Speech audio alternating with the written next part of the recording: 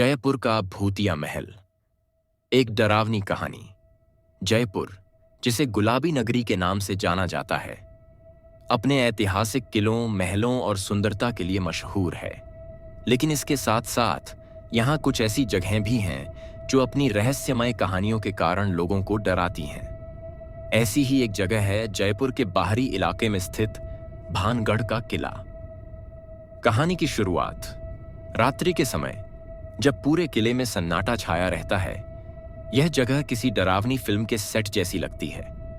ऐसा कहा जाता है कि इस किले में रात के समय कोई नहीं ठहर सकता, और अगर कोई ठहरता भी है तो वह जीवित नहीं लौटता। यह कहानी एक युवा शोधकर्ता विक्रम की है। विक्रम को हमेशा से भूत प्रेत की कहानियों में रुचि थी। उसने भानगढ़ किले के बारे में कई कहानियां सुनी थीं, और वह इस जगह के रहस्यों को समझने के लिए वहां जाने का निश्चय करता है। किले का अतीत। विक्रम ने किले के इतिहास के बारे में शोध किया।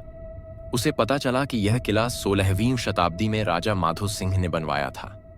लेकिन इसे लेकर एक भयानक कहानी मशहूर है।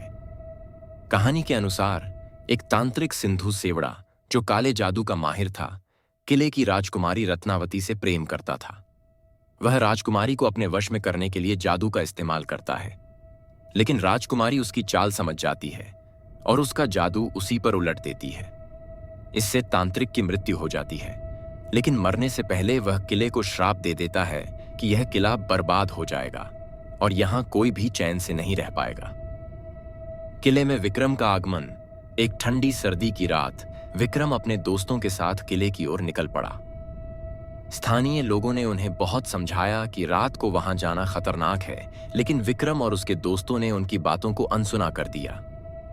किले में प्रवेश करते ही एक अजीब सी ठंडक और सन्नाटा महसूस हुआ। चारों ओर घने अंधकार के बीच किले की टूटी फूटी दीवारें और पेड़ के पत्तों की सरसराहट वातावरण को और भी भयानक बना रही थीं। डरावनी घटनाओं की शुरुआत। किले के अंदर प्रवेश करने के कुछ ही समय बाद विक्रम और उसके दोस्तों को अजीब अजीब आवाजें सुनाई देने लगीं। ऐसा लग रहा था जैसे कोई उनके पीछे पीछे चल रहा हो। जब उन्होंने पलटकर देखा तो वहां कोई नहीं था। जैसे जैसे वे किले के अंदर गहराई में गए, एक कमरे से उन्हें किसी के रोने की आवाज सुनाई दी। डर के बावजूद वे उस कमरे की ओर बढ़े। कमरा बिल्कुल खाली था, लेकिन वहां का माहौल अजीब तरह से भारी लग रहा था। भूतिया अनुभव।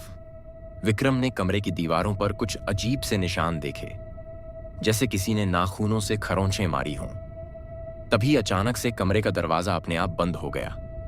सभी दोस्त घबरा गए और दरवाजे को खोलने की कोशिश करने लगे, ऐसी नहना अपनाए,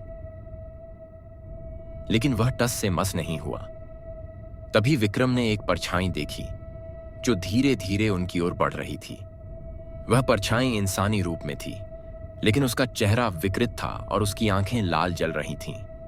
जैसे ही वह परछाई उनके पास आई, कमरे में मौजूद सभी दियों की रोशनी बुझ गई और चारों ओर घना अंधकार छा गया। किले से भागना। विक्रम और उसके दोस्तों ने किसी तरह दरवाजा खोलने की कोशिश जारी रखी। अचानक से दरवाजा खुला और वे भागते हुए किले के बाहर की ओर दौड़ पड़े। किले से बाहर निकलते ही उन्हें महसूस हुआ कि जैसे उनका शरीर बहुत भारी हो गया हो।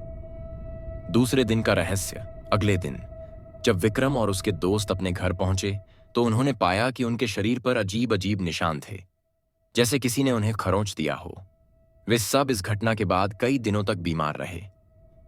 विक्रम ने उस घटना को अपनी डायरी में दर्ज किया, लेकिन उसने फैसला किया कि वह फिर कभी ऐसी जगहों पर नहीं जाएगा। निष्कर्ष।